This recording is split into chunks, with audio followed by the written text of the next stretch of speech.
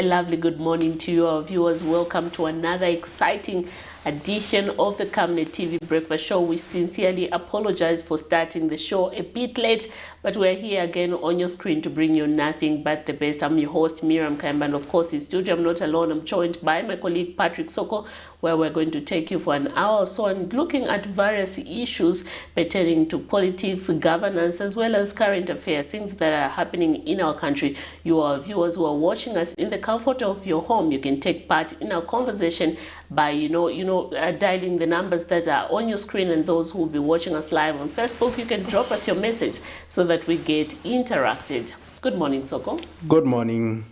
Good morning. It didn't sound as if it's a positive Wednesday. Really? Yeah. I was expecting good morning, Miriam. Okay, let me give you a good morning, Miriam. Interesting. Well, is it a positive Wednesday? It is always a positive Wednesday, and happy Ladies' Day. Wednesday is a Ladies' Day, so thank you. We have to keep up with the culture. We call it Wednesday, the Ladies' Night, Yes. Ladies' Day. So now let's get talking, especially those of our viewers. We are waiting for Machida to get to join us on our Facebook page this morning, so that we can get going on the breakfast show, because he is the one who keeps us company among others who do so. And we just want to make sure that we are together as we start the journey. But the journey is beginning on a usual note. Which is that? Which is the health corner. And let's just get started.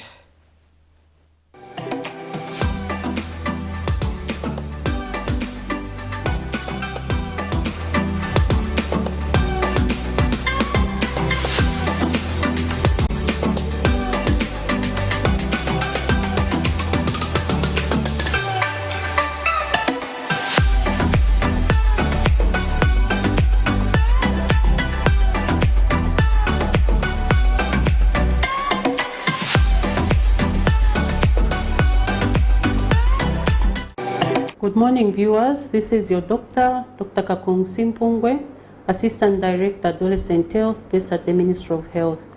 I'm coming from Medical Women Association of Zambia. Yesterday, we talked about health problems affecting young people, and we discussed issues of HIV, teenage pregnancy, mental health, gender-based violence, alcohol and substance abuse, and we also discussed that young people with disabilities and those living on the street are also affected by these health problems. So today we'll continue our series, and we are going to talk about factors contributing to health problems among young people. So we talked about the different diseases yesterday. Today we just want to look at what are the contributing factors, what is out there, what is making young people become victims to these diseases. So one of the things that we established, having discussed with young people themselves, and also what literature says, also based on what health workers have observed, is that the first problem we've noticed is that young people lack adequate information on health issues. If we consider the findings of the Zambia Demographic and Health Survey, we note with concern that comprehensive knowledge, information about what HIV is, how it is prevented, how it is acquired, is very limited among young people. Only 1 in 2 young people can explain correctly what HIV is and how it is prevented, how it is caused. So the gap in health knowledge for us has been noted as one of the contributing factors why young people are faced with health problems, because lack of knowledge will lead to risky behavior, because if you have adequate health knowledge, you make informed decisions. You know what is risky behavior and how you can protect yourself. So the first gap problem we've noticed is lack of information on health issues. The other aspect that we have also noted that contributes to young people having health problems is their inability, lack of skills to resist the negative peer pressure. Remember in our the first series, we talked about how peer pressure is important to young people. If they find themselves in a group of young people who engage in illicit behaviors, illicit activities, they may not have the skill and the ability to resist peer pressure, so they will fall prey to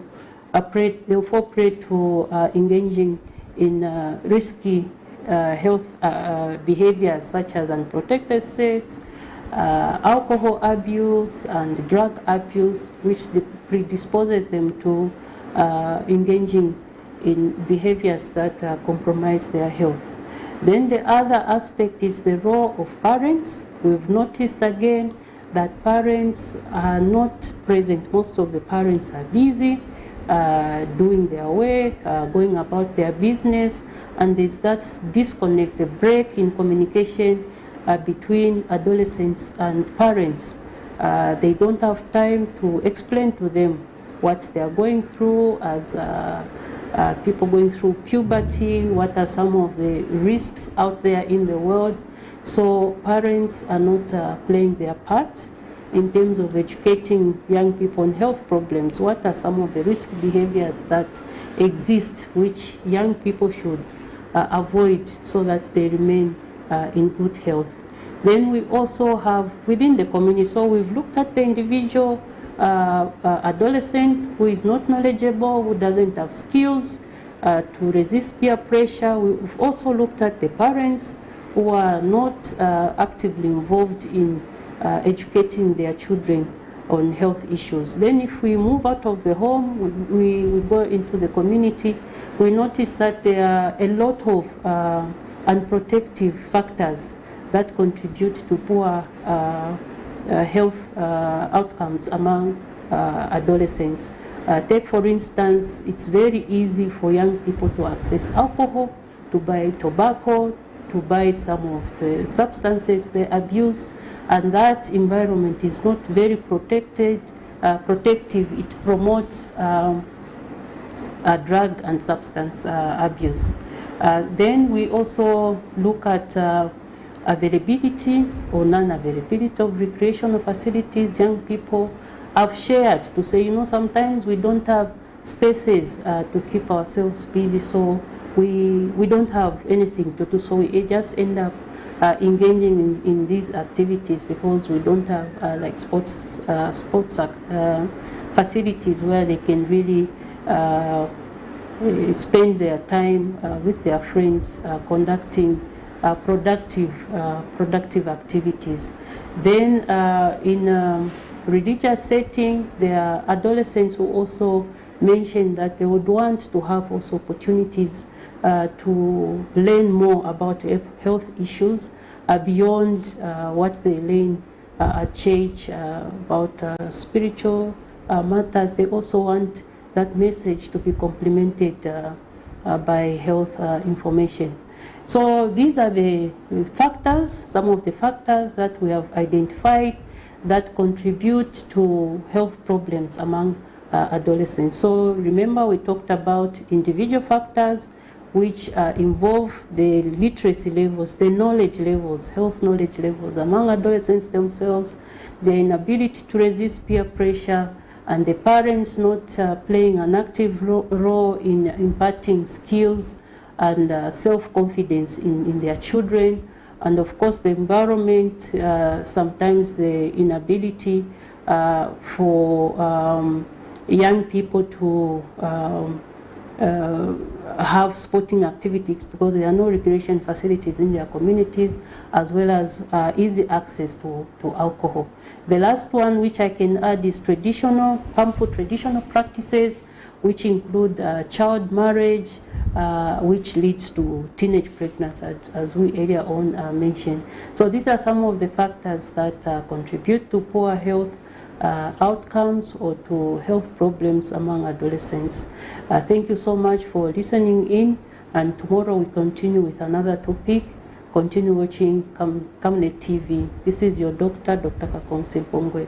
Bye for now.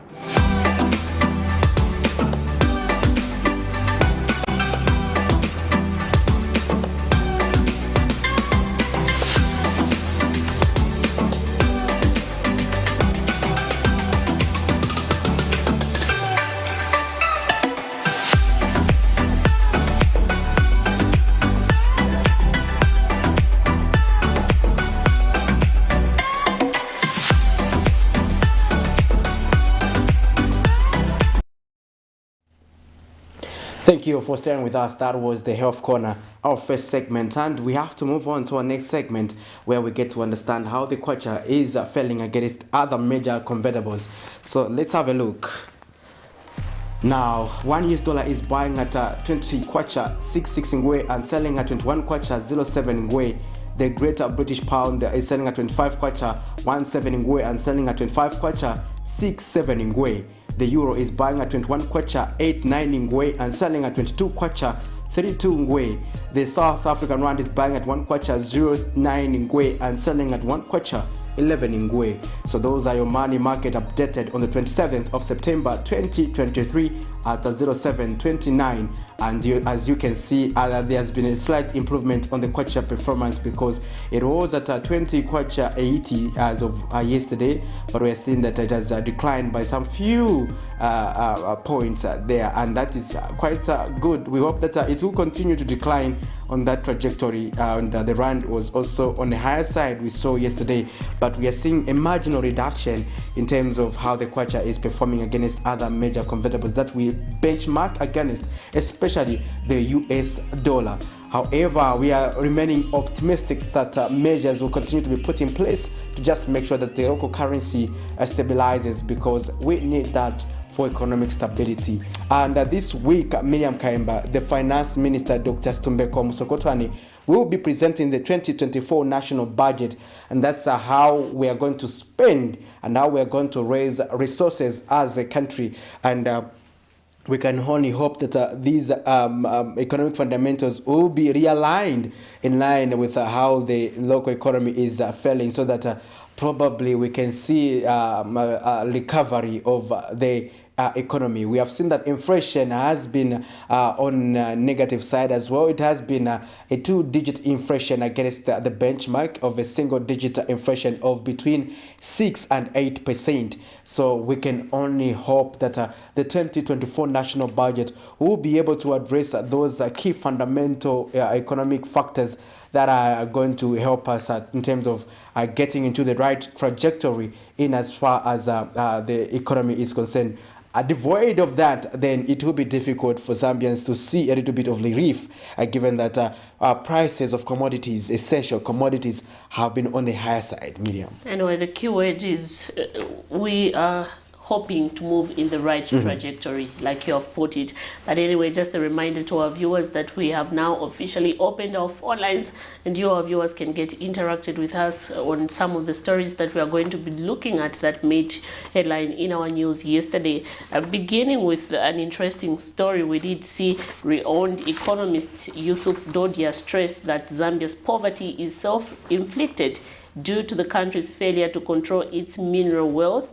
In export earnings last week, the Zambia Statistics Agency released the highlights of the 2022 poverty assessment of the country, which revealed that about 60% of citizens are poor, up from 54% in 2015. So meaning we have increased now. A lot of people are suffering. We have about 60% of people in the country suffering. And when we talk about the current fundamentals that we are going through, the economic crisis and all this stuff, it's just making it a little bit worse. Yes, yeah. The poverty figures speak to that, to how our economy is performing. So we have not done enough to improve the poverty situation. If poverty, alleviating poverty is a priority, for example, even when we talk about sustainable development goals, post 2030, we look at the aspect of poverty. It's the first goal. Yes. And hunger. Goal number one. Second, it tells you how important it is. But if it is a priority, but why have we been failing to address the priority issue? Yeah, and we only have how many years so that we reach 2030? We are just remaining with about 6 to 7 years before we croak the so the question is, have we put this as a priority as a country to ensure that, you know, we achieve this sustainable development goal without leaving anyone behind? That's the key. You know, the key term is not leaving anyone behind, but clearly 65% or 70% of our population is leaving behind. And if you look about 60%, it means that millions of our population are going under the poverty line. they are surviving on $1 per day. $1 per day. So less than $1 per day. So tells you how things are there. And if we are serious about addressing poverty, we need to be deliberate in terms of what mechanisms, what plans do we have to make sure that we just address this issue. I've been always putting my analysis on the issue, for example, to do with poverty reduction on the aspect of enhancing social sectors. We have seen that most government, it'll be the movement for multi-party democracy, the Patriotic Front, and now the United Party for National Development, UPND, all governments, Miriam Kaimba, have been advancing the social cash transfer make program to as a way of cushioning or addressing aspect to do with poverty. But my argument is that it's just a fraction of a percent, let's say 1% or 10% of the population. For example, if a population of 19 million Zambians, let's say then we take only 1 million Zambians to be on social cash transfer, where does it leave the rest? Let's say for argument's sake, where does it leave the 10 million? But the idea, Soko, again... Where does it leave the 10 million? The 10 million should die. Yeah. That's a very good point that you have raised. Again, the other question is, are we always going to depend on social cash transfer? Yeah. What mechanism are we putting in place to ensure that people are now capable of, feeding for themselves, taking care of themselves? Yeah. Because if we have this dependent syndrome of social cash transfer every time, trust me, we're not going to go anywhere. We're not going to improve as a country. Yeah, I agree, but again, the social cash transfer is also for vulnerable groups. I think each country has it. Yes. So we, like you and I, should not qualify for social cash transfer. But but our grandparents, probably those who are not, for example, those who are persons with disabilities, they should be able to benefit. But when we are also talking about benefiting, is that allocation, for example, let's say for 400 kwacha per month, is it sufficient? Those are other conversations, the other level of conversation we should be having, because probably this person cannot work, Miriam Kaimba, but how do they survive on that money? Anyway, is it enough? Let's have a look at that story that you did read out earlier. Following Zambia's reclassification from a lower income country in 2021, the country's poverty levels have increased from 54% to 60%. According to the Zambia Statistics Agency highlights for the 2022 poverty assessment, rural poverty has risen to 78% from 76%, whilst urban poverty rises to 2% from 23%. The statistics comes on the background of the country's rich mineral wealth, marred with failure to be harnessed, as witnessed in illegal mining and investment and taxation turmoil in recent years. Reacting to the new release Poverty Highlights, economist Yusuf Dodia has charged that the country's poverty is unacceptable given all the country's mineral wealth, which is in foreign hands. Mineral resources, $40 million worth of copper going out every day is $1.2 billion worth of copper per month and about $15 billion of copper exports per year. When we look at the balance of trade, we are importing between $5 and $6 billion worth of imports. But if we're exporting $15 billion on copper alone, and if you add other exports such as sugar, cement, livestock products, and agriculture products, we're looking at about $18 billion a year of exports against a $6 billion a year of imports. That gives us a $12 billion trade surplus, which is $1 billion per month.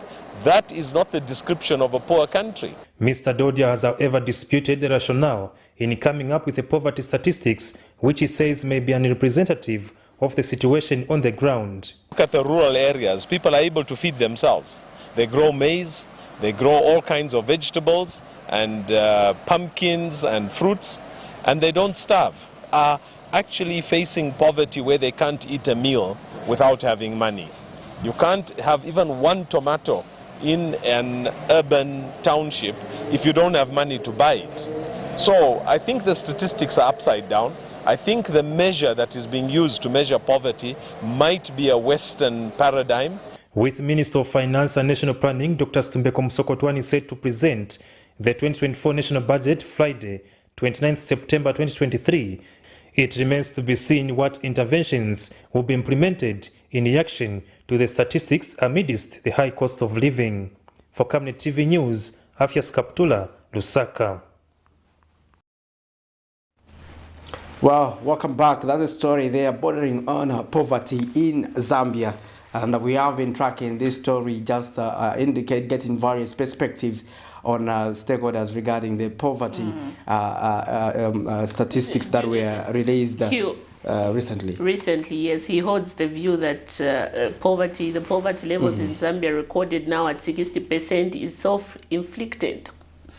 Do you hold the same views, Soko? Yeah, we are a mineral-rich country, and he was just clear on that issue.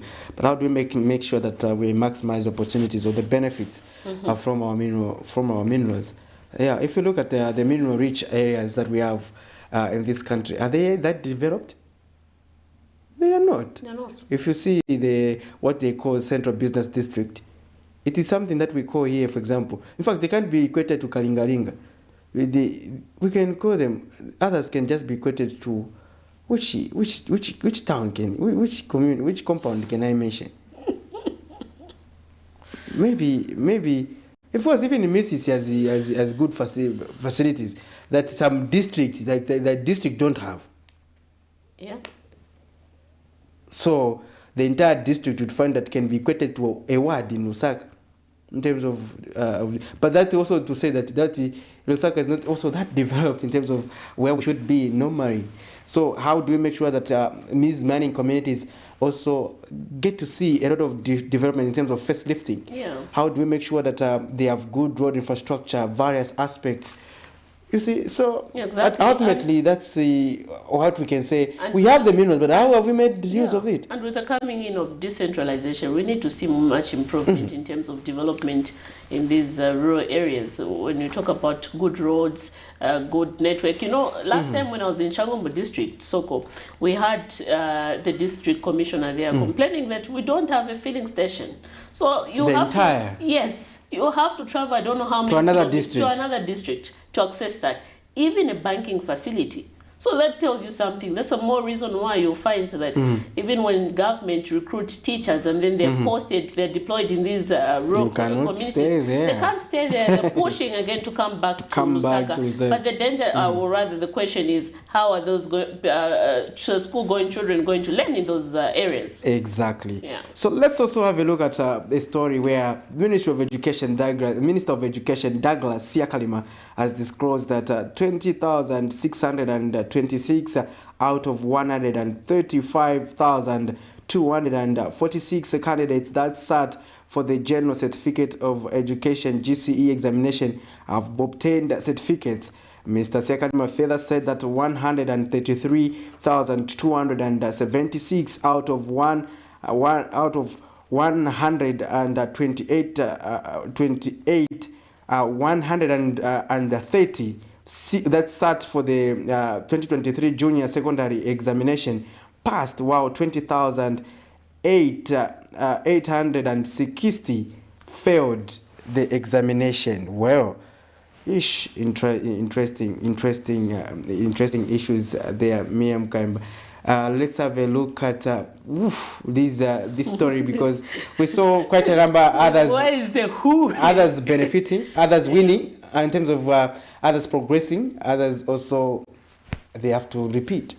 But if you are that person who has passed, give us that message on our Facebook page. Tell us about your excitement, or the excitement of your children or your child. But again, there's still chance for those who have not done well. There's still room for them to go back to school and, ensure that, this time they make an attempt and ensure that they pass this time around. But anyway, right about now, let's get direct into playing the story. We'll continue with our conversation when we're done with this clip.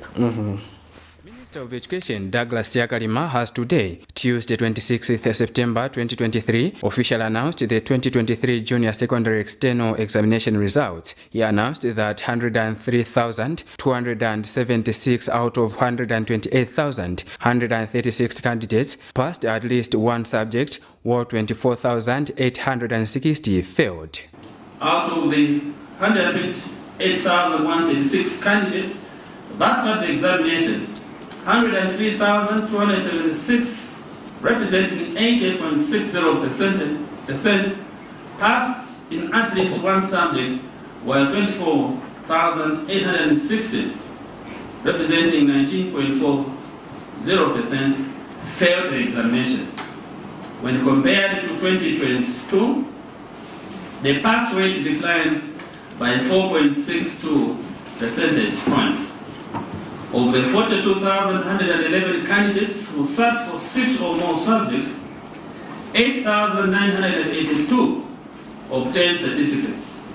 26,029 obtained statements of results, while 7,110 failed in all the subjects they sat. Mr. Siakalima also announced the General Certificate of Education GEC results, whose exams were conducted between 26th July 2023 and 11th August 2023. Out of the 135,246 candidates that sat the examination, 109,355, representing 80.86%, passed in at least one subject, while 25,891, representing 19.14%, failed all the subjects they sat for.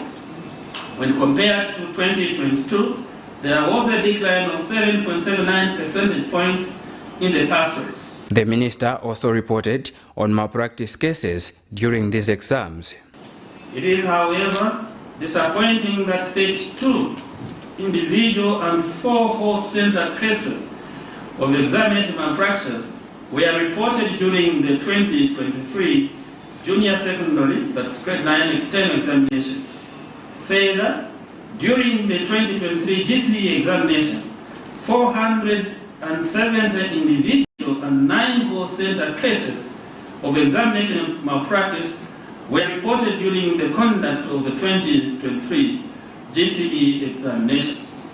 The cases were in form of assistance, impersonation, smuggling unauthorized materials such as mobile phones into the examination room, collusion, and copying. The Examinations Council of Zambia was represented by Acting Director Albert Siamunako. Both results were approved by the committee and the council on 21st September 2023. Honorable Minister, distinguished ladies and gentlemen, I want to mention here that the innovations that the ECZ has embarked on, in particular in marks entry system, enabled management to process results in a short period of time after the marking exercise ended.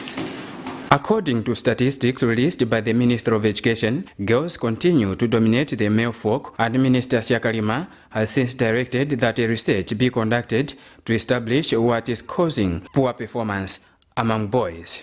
Vincent Piri for Camnet TV News, Lusaka. Welcome back. Anyway, a big congratulations to those who made it, to the next level. And for those who did not make it, this is not the end of the journey. Please ensure that, you make another attempt. You never know. Yeah.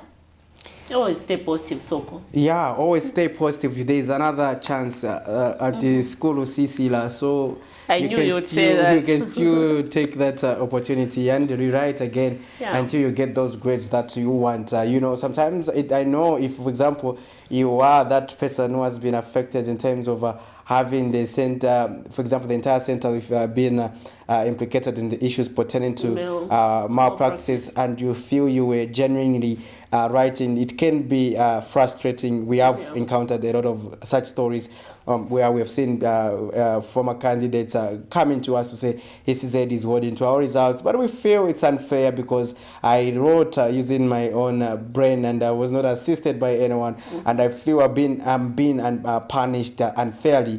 We have seen those incidents being recorded, and in this election, in this examination, rather, it is the same. Although also people, others have been affected in such a way. So, well, regardless of the situation, make sure that you always also seek to write your examinations at a center that is reputable, and also make sure that you take individual efforts to make sure that you stay away from any form of examination malpractices because they can be detrimental to your career progression. Exactly, and we're moving forward. We also had another story where Northwestern Provincial UPND Youth Chairman Bruce Kanema says the firing of Information Minister Chushi Kasanda by President Hakainde Hichilema has been long overdue. Speaking at the media briefing yesterday at his office, Mr. Kanema said the UPND has been advocating for the firing of the former minister. He said he is optimistic that Mr. Mwetwa will deliver to the expectation of the head of state. He has also appealed to President Hakainde Hichilema to fire some cabinet ministers who are too reluctant. Let's have a look at that story. We have another story where Madam Chush, where the NGOCC was expressing concern pertaining to the numbers of women in cabinet. But the numbers have not reduced. It's more like it was a replacement. We saw Princess Kasuni being appointed also. Now the question is whether provincial ministers, do they feature in cabinet meetings or only those that are in the mainstream? Anyway. Yeah, let's have a look at that story. But all the same, another woman was also elevated in another position. Yeah. Yeah, so let's have a look at that. Indicate that His Excellency Dr. Hakainde Hichilema's quick reshuffles that he has made are so positive, and that is commendable. I would describe these appointments made so far as long overdue, because this is what the party has been calling for, so that we are able to see office bearers being changed here and there for the sake of service delivery and the normal operations of government systems. We want to highly commend, as Northwestern Province Youth Chairman, the action that has been quickly taken by the President, looking at the officials appointed. The Minister of Information, Honorable Cornelius Mweta, we know is equal to the task, as well as Mr. Tabo Kawana to the position of Permanent Secretary in the same ministry. That is so commendable, and we are highly, happy as people, the youths and the people of Northwestern Province to see those reshuffles that have been made. I want to further appeal to His Excellency to do more of the reshuffles where ministry seems not to be moving in his direction and at the pace that he's moving as the Republican president. Because this government under His Excellency Mr. Hakainde Hichilema has of course scored more shots like never before, and so much has been achieved by this government. Non-Governmental Gender Organizations Coordinating Council, NGOCC, have bemoaned the dismissal of former Minister of Information and Media, Honorable Chushi Kasanda, as the decision further reduces the number of women in cabinet. While recognizing the constitutional discretion given to the appointing authority to hire and dismiss, the head of state should have considered replacing Honorable Kasanda with another woman or transferring her to another ministry. Over the years, NGOCC and the women's movement in general have been deeply concerned with the low numbers of women in decision-making positions, as this adversely impacts the development trajectory, since decisions are made devoid of women's voices. It is critical that when making decisions, the unique needs of women, men, girls, and boys should be taken into consideration. There you have it. That's an interesting story pertaining to the dismissal of Chushi Kasanda as Minister of Information and Media, and who was replaced by Cornelius Mwetwa, the now former Southern Province Minister. However, the Non-Governmental Gender Organization Coordinating Council is of the view that probably she should have been replaced by another woman, and they bemoaned the dismissal. Now, another question. I agree with you, but the question that begs to be for an answer, Patrick, is in as much as we advocate for representation of women, to have a high representation of women, the other question is the competence. are these people competent to do the job? Yes, I think we're not going to be advocating for because, people. Just because you're a woman, you need to be given that job, but are you capable of doing the job? These are the questions that we should be asking. Yeah, it's an important question. Yeah. It's not just about appointing you because you are a female or Miriam Kaimba. No, we are sending you to court. We are sending. If you are not able to report to court, we are going to take you elsewhere. Where you manage. Yes, if you are not competent as a judge, where should we appoint you as one? If you can't even adjudicate matters, why should we appoint you as one, as the Chief Justice? Why? So I think we should also be making sure that we strive to push. And the other concern I have, Miriam, really about this gender agenda is that women who claim to be talking for other women, they are well-educated women who have the muscle, who knows what to talk, and they can talk up from themselves, but they don't even get into the ring to go and fight and say, okay, I want to contest elections. They would also leave it to women, probably others who may not even have an idea about politics, and you have to start from scratch. But they who seem to have the knowledge and be able to do something, why don't they get into the ring? Basically, most of the arguments, they'll tell you, especially these civil society organizations, they'll tell you that our mandate or our agenda is they are individuals. You can move advocate. Out. You resign and say no. To advocate. Okay, I'll give an example. The arguments they might bring out is that not everyone can be in that ring. Not everyone has that calling. You can help, be a voice. But they have been people. Taking women, for example. She's just been a farmer and say no. You can. In fact, you can even represent the people. Maybe they saw the potential in her. But even as we are also seeing the potential in them. Not everyone has that calling, in as much as you can see the potential, but it's about the individual themselves. Are they capable? Yes. Are they ready to take up the mandate? Yes, they should be ready, because why do you encourage others what you cannot do? That's what I'm saying. These civil society organizations will argue based on facts that, we are there just to, to be the voice. No, we can find other advocates from the ground, and they continue the same job, but you people who are knowledgeable also get in there and also get involved in governance issues. But we see them getting involved with on appointments where they are seconded as ambassadors, seconded as high commissioner, what. Even under the political arrangement, they know the terrain of politics, for example, and governance is not easy, but they continue to push maybe others. It's not their calling. What determines their calling? It's not their calling to be in the. But we have seen members of parliament who are in parliament whom you may say probably this is not their calling, because they have been too quiet through and through. Maybe it's not their calling, but they are there. Honorable member, what are you saying, honorable member? Even the male, where we say, how did this person won? Can this person even persuade a voter? But probably they won because of the president. You understand? Yeah. So it's not really. Sometimes most of the times we see this, that different area members of parliament won. Sometimes won because people were voting for the presidency office, and then they just went, okay, this because the president is coming from this party, they'll go ahead voting like that, and the others do not have the capability or the capacity to run, hold that office. So the key thing again here is about we have to start young.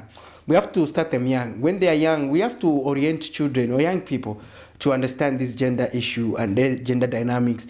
When they understand at the tender age, they will be in a position to support this agenda. And the girls themselves, they will be in a position to know to say, I have a right to contest elections. I have a right to represent my community as a councillor. I have the right. So now, if they do not appreciate that, how do you achieve that? So we have to make sure that we are aggressive in terms of making sure that people embrace this concept and make sure that there's 50-50 representation of women competently, and also being equal to the task, not just because Miriam Kaimba is a woman and we should just give her a position. And so the other thing that again has constrained women from taking full part in the political field or political scenarios because the financial capacity. You'll find that politics has been highly commercialized in the country. So you find that a lot of women find it very hard to venture in such field because of the matter. They do not have the financial capacity. So if we can have, certain organizations that can, those who champion for women participation in politics, also sometimes come up with a certain allocation to support those women financially, I think that will be good. Currently, the argument back then used to be because of violence. But now we have seen that we don't have, the violence that we experienced before. We have been told that the environment has been made conducive, and this is very good. So again, re-engineering our entire political system, I think, for me, is key in terms of how do we elect our leaders. The mixed member proportion representation, I think, is equally key in terms of us advancing the gender agenda, Miriam. If you look at the aspect of it's not just women, even youths. Youths do not have the financial muscle. You're just coming from university. Probably you don't even have a job. You want to contest as a councillor. You are disadvantaged because you don't have resources. So you are a person with disabilities, and you cannot be as mobile as you can. How do you effectively undertake campaigns? Who is going to assist you? So there are a lot of vulnerable groups that are affected. So even as we elect our leaders, we need to re-engineer our politics and make sure that we decommercialize our politics, because the decommercialization of politics also continues to perpetuate this poverty cycle that we are seeing as a country. Because you see that sometimes these same political parties, I do not agree that most of them, they use their personal resources. No. They use resources from donors and a person of interest, person who may have their own agenda, their own interest. So when you form government, those people tend to hold you accountable. They'll say, no, we supported you, sir, and I think it is time for us to get that contract, because that was part of our agreement. Yes. Now you see these people getting contracts. But to whose expense? We end up depriving someone who was supposed to have been genuinely awarded a contract. But so if we have, even the voters themselves,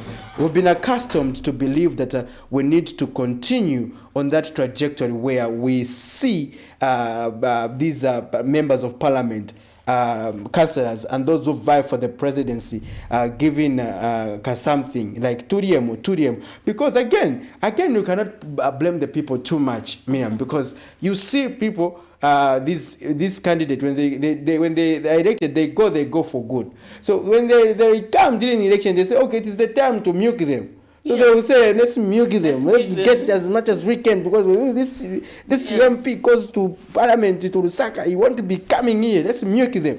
That's the time to eat. You see, now in this time to eat, you get my t-shirt that to my substandard t-shirts, you wear those Tenge Rigaria that will last you for 2 months, and now you remain in trouble for another 5 years. 5 years. So now, because your mindset has changed, and you want to vote for that person who gave you something. Yes. So now, how do we address that? So ultimately, we end up leaving people who are competent, who are it can be women, or it can be persons with disability, it can be other vulnerable citizens who have the capability to represent us adequately in various civic spaces. But we tend to deprive them because of this commercialization of politics. So overall, for me, I believe we need to just re-engineer, change a few things here on how we conduct ourselves, on how we do the politics in this country. Because ultimately, we see sometimes these politicians, they auction us. Because where they're getting funding, they say there's no free lunch, Miriam Kaimba. Regardless if I give you something, you expect something. Something, yes. Money comes with conditions. Yes, and sometimes the same lunch, you may say that a free lunch. Someone is paying for that lunch somewhere. The same money they get for funding, someone is paying for that money somewhere. And that someone would need this accountability, and they will need something. They will say, no. So you think we supported you for that? Okay, give us our money. It's not easy, for example, to move from to the entire country, 10 provinces of this country. You need, for example, a chopper to be in each and every constituency or district. How do you do that just by road? So who is going to give you that chop? Probably, maybe if you are friends with Mr. Maranji, you may be lucky, you are rented. But not everyone has that privilege. You may not even be close to him. You understand what I mean? Yes. Yeah, but the president of the Tumatikari, we know that he's privileged. We have the Zambia Air Force. Yes. He's privileged. But these opposition political parties, how do they survive? Are you telling me they are that rich to manage to get to pay for those expenses? Printing regalias in all the in all the constituencies, over all the 156 constituencies. Is it possible, Miriam? Is it realistic? I think using your personal resources. Like you have said it, Soko, there's no free lunch. I think it has answered your question. So addressing this issue, we need to start making these changes, especially at legislation level. Yeah, because it would be very hypocritical of us, calling every time, making statement, calling for high participation of women and youths and persons with disabilities, but yet there are no resources to fund them. You take a female candidate in Munari, and the other political parties have appointed the male folk. And you expect it's a bit difficult for your candidate to, and you take your female candidate in where you are not even a strong one. Yeah. In where it is not even your strong one. But I think the other question is, we have commercialized politics to elections to a point where people feel it's normal for you to give handouts every time. Yes. So people will not understand. Rather, what I should say is there's need for mindset change, because people will not understand that your ideas that you're bringing to the table are more important than that handout, that blazo. But if you look at that, the politicians will continue to enjoy the status quo. Say, I'll go there. I'll give them the money. And I'll go back to Mandayo. Let's have a look at another interesting story. We had the story where President Hakainde Hichilema was at a meeting for the judiciary. Yes, yesterday we did see the President Hakainde Hichilema officially opening the 50 years anniversary of the Supreme Court, and he did acknowledge the difficulties condition under which the judiciary was operating. This was after the Chief Justice Mumba Malila said there was inadequate funding which has constrained the judiciary to operate adequately. Anyway, let's get to look at that story. Since its inception in 1973, the Supreme Court is said to have shaped the legal landscape of the country, making landmark decisions that have reshaped the society. Tuesday, the 26th of September 2023, various stakeholders in the legal fraternity gathered in Lusaka to commemorate the 50 years anniversary of the Supreme Court. The event was graced by Republican President Hakainde Hichilema. Despite celebrating such a momentous occasion, challenges affecting the judiciary could not go unnoticed. Judicial infrastructure is grossly underfunded. Infrastructure development for the judiciary is averaged at 1% to 0.1% of the judiciary's total budget over that period. These funding deficiencies have adversely impacted service delivery in the judicial sector. Your Excellence, allocating the judiciary as little as 0.6% of the national budget is a clear evidence that as a society, collectively, we have neglected the judiciary. The anniversary was celebrated under the theme Supreme Court at 50, empowering the next generation of justice leaders. Pause and look back at this 50-year journey. It is also a moment to examine the present challenges and look ahead at the mountain of issues we must still climb. The Supreme Court's contribution in the last 50 years extends beyond the disposal of its cases.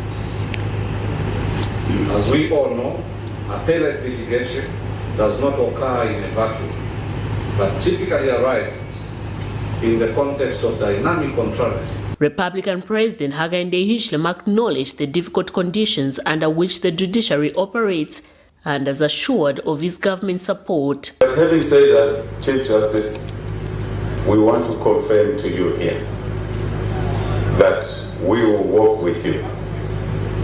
We will work with the Supreme Court. We understand some of the challenges, including institutional arrangements, structural arrangements that inhibit your service delivery to the constituents called 20 million Zambians. We fully understand that. And we're here to work with you and your team all of them, to walk through these challenges. Meanwhile, the head of state also reaffirmed his administration's commitment to better the lives of citizens. Debt restructuring, it was a mission impossible. Many of our colleagues in the political competition say they can never do it. It's not possible. It's behind us. Now is to consummate it. And I want to share with you that you must be encouraged that, just to give you a tidbit, that before debt restructuring, Chief Justice, this country over the next 10 years was going to pay a ticket tab of $7 billion in debt service only. After debt restructuring, with only bilateral donors, over the same period, we will pay $700 million. That's why the judiciary must be part of those national agendas and the community called Zambia. Miriam Kaimba, reporting for Camnet TV News.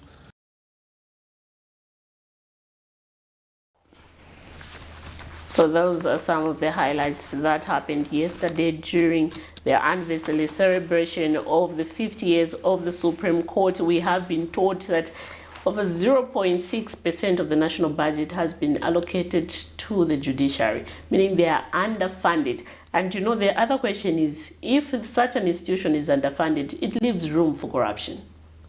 Yeah, you're right. And yeah, so how do you, if it is inadequately funded? And I think that speaks to how we place where we are placing matters to do with justice.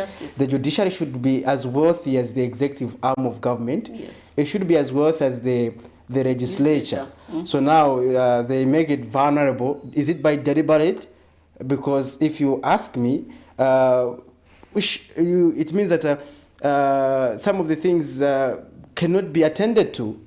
I think even the digitization and the modernization of the judiciary, how can it be attained? We're talking about the smart Zambia. Are we doing the smart Zambia, leaving the judiciary behind? Because we should be evolving as a country. Mm-hmm. How do we expedite justice delivery if this sector is underfunded? For me, I would want to see a situation where the judiciary is highly evolved in terms of adopting information communication technology. We have to see a situation where we have more court spaces, but we don't have court infrastructure in other areas. We don't have adequate court infrastructure. Infrastructure and those that suit persons with a disability. We don't have. On set last time we had persons with disability who had bitterly complained, so-called, because there's this one time they wanted to seek for legal advice at the courts there, but you know, because of the infrastructure and how the building is, you know, built, they had difficulties to access the service. Yeah, so those are the questions that need to be addressed. And if the judiciary is mandated to make sure that it upholds justice, where is the justice in terms of leaving people behind? But again, we have to understand their challenges in terms of financial constraints, that are undermining their viability to be an effective arm of government. And again, the other concern that last president did bring out yesterday is that you'll find litigants, when they go to court, they spend a huge cost paying for the courts and also paying to the lawyers. So if the judiciary is adequately funded, we'll, you know, resolve all these issues where a litigant is paying a huge amount just to access justice at the end of the day. Yeah. So you find because sometimes no wonder people give up, because you end up spending more transport going back and forth for cases that are adjourned unnecessarily. Sometimes you go there when you think you are going to wind up the case, you are told to say you are coming back there after 6 months. After 3 months, after 1 month. So as a result, people end up giving up, let me just sit, I'm just wasting my time and my energy, and the frustration gets into you and you end up abandoning the case. So, but anyway, I think it is systematic because it is also politically motivated, because over the years we have seen that successive governments have been using the judiciary to also bankrupt bankrupt the casualties, like the opponents, because you will be going there and say, no, your case is not taken today, and you have already paid the lawyer for just appearing. He has to pay, and these lawyers are expensive. So you go there just like that. So no wonder you continue going back and forth. By the time you realize it's 1 year, and how much you have paid in legal fees, Miriam Kaemba. If it is you, myself, and I, probably would be working on tropicals. You would have sold every shoe you have. So did you have to say that? But I'm just giving you a practical example. I'll be working because because now, so no wonder people give up these cases. And now no wonder again justice also favors the rich. The rich, yes, because they have the financial capacity. So they'll continue to sustain the lawyers. They can sustain them, and the lawyers, they will do their work eventually, and eventually the case will be in their favor. But those were the concerns also last brought out. Justice should not be expensive to a litigant. When you're seeking for justice, you have to pay so much to the lawyers, again pay so much to the court. So there's no fairness. Even under the legal aid board, where we say they are free lawyers, so the lawyers also tell you that we need transport. That is what is there, Miriam. I'm telling you, where these lawyers were supposed to provide pro bono services under the legal aid board. They will tell you to say transport cost. I need this airtime, I need to make a follow-up with this. So at the end of the day, you're still paying for those legal services. But the other question is, aren't they funded for doing all those things? But because of lack of funding, this person may be looking for a vehicle to take them to court. This is not even there. Probably they have one vehicle. Now imagine how many courts do we have in this country? And probably you are attending to a court that needs you to go probably to Chawama, back and forth. Sometimes even as far as Chongwe. So what happens to that case? Yeah. How many? And I'm challenging you to give me a story of how many lawyers do we have under the legal aid board against the country's population, and how effectively are they serving the country? I think we can go somewhere from there. We can be able to determine why we're talking about this funding issue. Yes, food for thought, Miriam. Let's have a look at the story where political scientist and development expert Joseph Selisho says the ever-escalating misunderstanding between the ruling and the opposition leaders have a negative bearing on the country's economic progression. And let's have a story where Minister of Youth, Sport and Art, Elvis Nkandu, says cooperatives that were selected without due diligence through political inclination will be excluded from the fuel tanker empowerment program. So let's have a look at these two stories and keep those messages coming, and want to hear from you.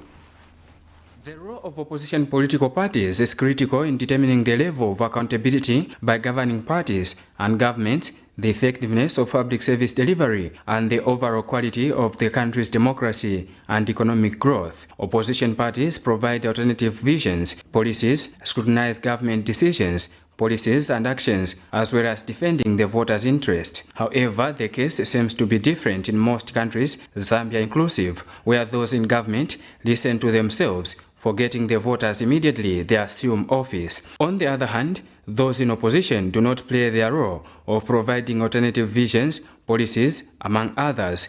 Instead, they concentrate on pointing out the failures of the current government without providing possible solutions to the problems facing the country people. Political scientist, development expert and PhD candidate in international politics and international relations at the University of Zambia, Joseph Selisho, says for Zambia to develop, political leaders need to work together. After all, it is one Zambia, one nation. And that government of the day is responsible to the people, and it is through the people that have been elected. So that's why development must be given the first priority through what I've mentioned, without that to become a huge problem. So peace must prevail among the parties, having political dialogue where these issues can be explained, so that they're able to work together for the sake of the people that they are governing. It's They are all Zambians, and there's no need of political bickering. Zambia's Vision 2030 is a long-term prospective plan that aims at attaining prosperous middle-income nation status by 2030 by creating an enabling environment for sustainable socio-economic development. Mr. Serisho says this can be achieved only if politicians, both in government and those in opposition, put their ideas together. Vision 2030. All these aspects that I've explained, they feed into what we call the national vision of 2030. It is a concept where Zambia will be seen as a prosperous middle-income status country, where everybody will be able to afford and able to do something for themselves. Now, all what I've explained, if parties, the opposition, the party in power are not able to work together, it becomes a problem. You cannot develop this aspect. These are done for the sake of the communities, the people that we live with. Vincent Piri for Camnet TV News, Lusaka. Government says the second phase of the tanker empowerment program has reached an advanced stage, with selected cooperatives set to receive dividends latest by October 2023. Government, through the Ministry of Youth, Sport and Arts, in September 2022, handed over 71 fuel tankers to various youth cooperatives drawn from across the country in the continuation of the program, which was launched by former President Edgar Lungu in 2021. Speaking when he updated various cooperatives on the implementation process, Minister of Youth, Sport and Arts Elvis Nkandu expressed disappointment on the delayed process. Yes, it has taken long. It has taken 1 year. And I'll be very honest, to some extent, it's because of our officers, these directors, have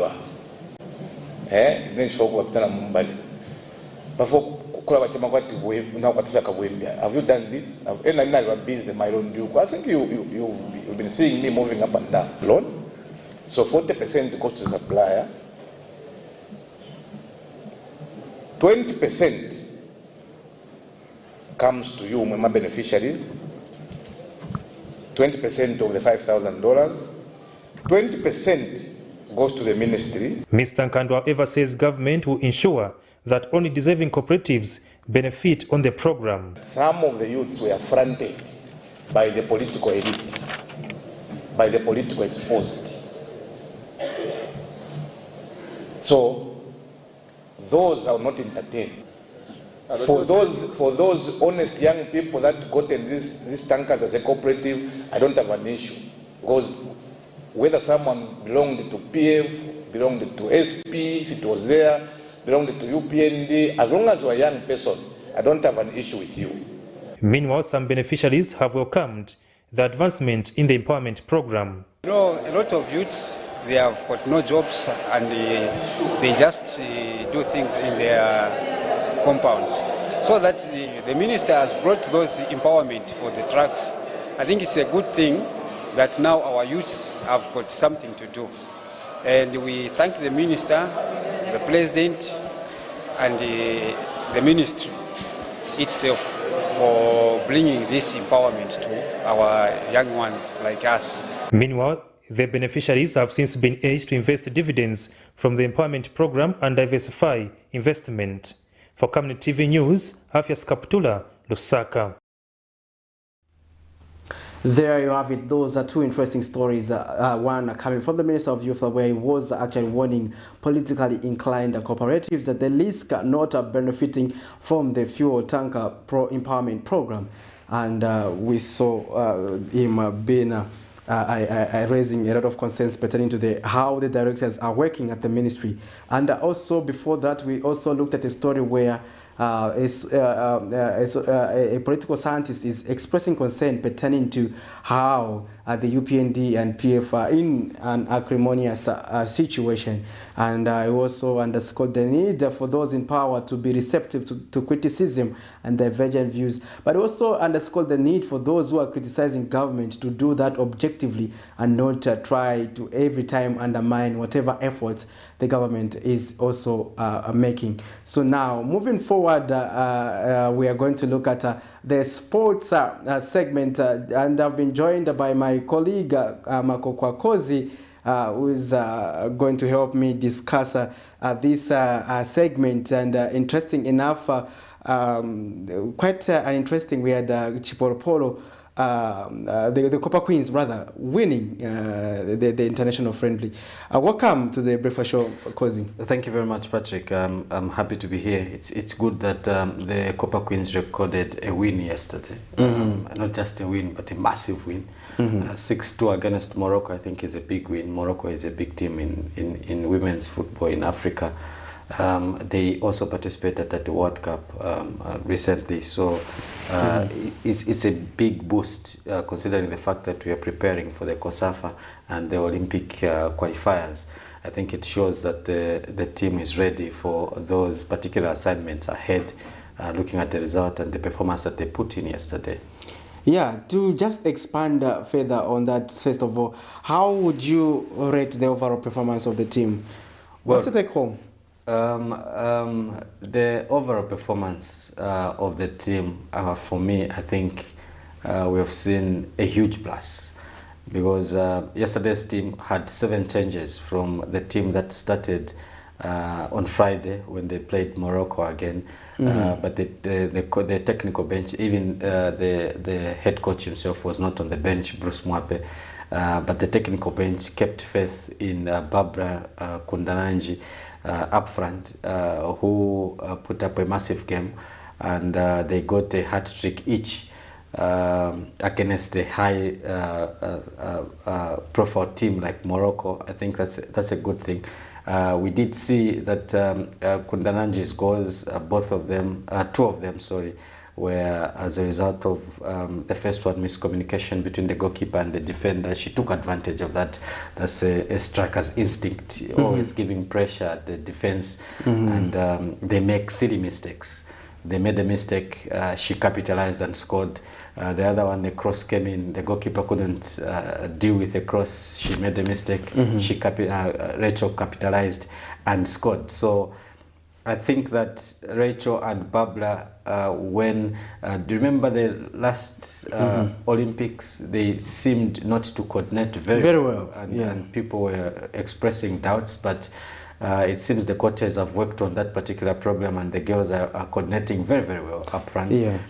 Imagine if you could have Grace in that particular team, and also the likes of Katongo and Susan on the midfield to provide for that front 3. I think that we can be very lethal going forward. Unfortunately, Grace Chanda did not feature at the World Cup, and she did not feature due to illness, but we did see her on social media a few days ago saying that she is recovering well and she will be back on the pitch soon, which is a good thing.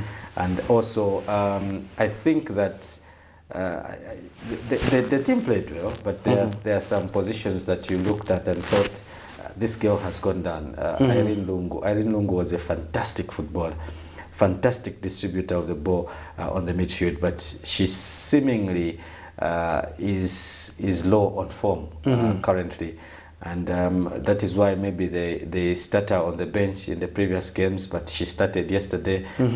She didn't really convince as Irene, the Irene that we know. She didn't really play to that particular level, but the new entrants, I think on yesterday's team, I think everybody performed above 50%. I think they were very good in defense. Esther is not new. Esther Shank, this Green Buffaloes defender, she wasn't bad, and she's not new. She put in a good shift. Martha always is a dependable left wing back. Pauline Mwanza was with Lushomo Mwemba. Lushomo has proved to be a rock in defense. She plays very well.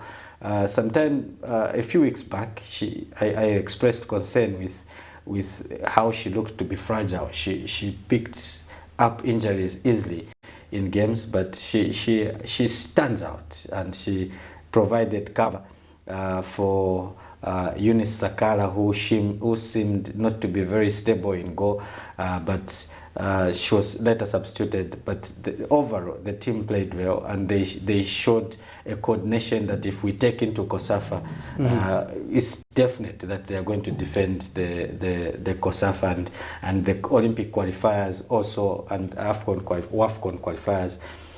They seem it's a good team. They seem ready for the assignment ahead. Scoring 6 against Morocco, I'll repeat again, it's a high-level team. It shows that the team is ready. Indeed, it shows that the team was ready. Now, moving on, let's also look at the aspect of the games that were played yesterday or last evening in La Liga. We start with La Liga, and in La Liga, we see that we had Sevilla up against Almeria, and this game ended 3-1 in favor of Sevilla. And we saw that Barcelona were playing against Mallorca, and this was an interesting match of the day. We saw Barcelona being held to a 2-2 draw, and Mallorca were the better side the way Barcelona was chasing. And we saw Mallorca as one of the players being red carded. We also had Athletic, for today, the games that will be played, we are going to have Athletic Club up against, is it Ceuta there? Athletic is playing Getafe. Getafe, yeah. So now this is at 19 hours, and we also have Real Madrid will be playing against Las Palmas, and this is also at 19 hours Central African time. And we have Villarreal also playing Girona, and also we have Valencia up against Real Sociedad, and we also have it's also today we have Cadiz up against Real Vallecano, and also Celta Vigo will be up against that's for tomorrow, up against Alves. So these are the mid-week fixtures that will be played. It will be a very busy week for La Liga because they will be playing again this coming weekend. Also, let's have a look at some of the games that were played in the Carabao Cup. We saw Stoke City up against Burnley, and they lost by Stoke City lost by 4-0, and we also had Everton City up against the what is that, Cozy? Exeter versus Luton. Luton, yeah. And then Ipswich Town beat Wolves by 3-2. Unfortunately, Wolves, a Premier League side, going down to Ipswich, a lower division side. Mansfield and Petersborough played to a 2-0 draw, but on post-match penalties. Mansfield, of course, were victorious. They scored 3-1. Bradford City was playing Middlesbrough, and Middlesbrough won that game by 2-0. Port Vale was at Sutton United, and Port Vale won 2-1. And Manchester United, probably the biggest game of the night, beat Crystal Palace by 3-0. Casemiro on the score sheet. Also Valencia, Garnacho on the score sheet for Manchester United. Today, Liverpool will be taking on Leicester City. This is a very interesting game. That is, if Patson is picked for this particular encounter. He has been missing quite conditions. You are touching conditions. Yeah, it will be interesting to see Patson play in this particular one. Blackburn Rovers will be taking on Cardiff.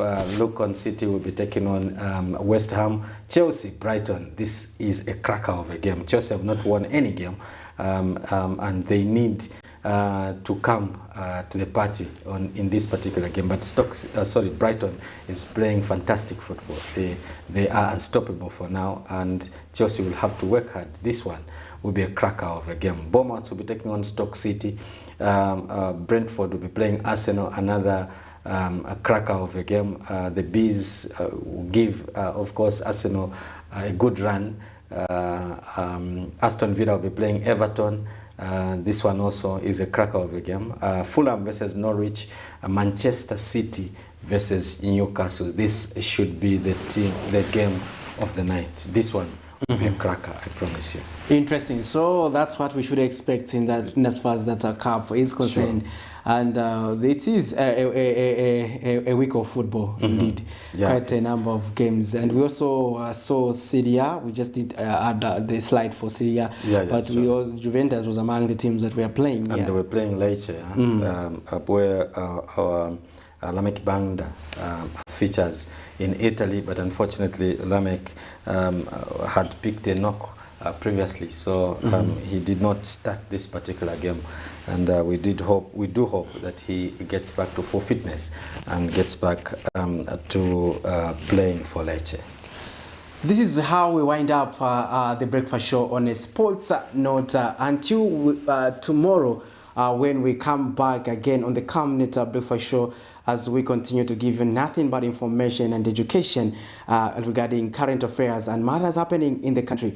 This has been Patrick Soko. I was with Miriam Kaimba, and at the moment I'm with Makoka Kozi, and we have to say bye-bye for now. But remember to keep it on Camnet TV, not just another channel.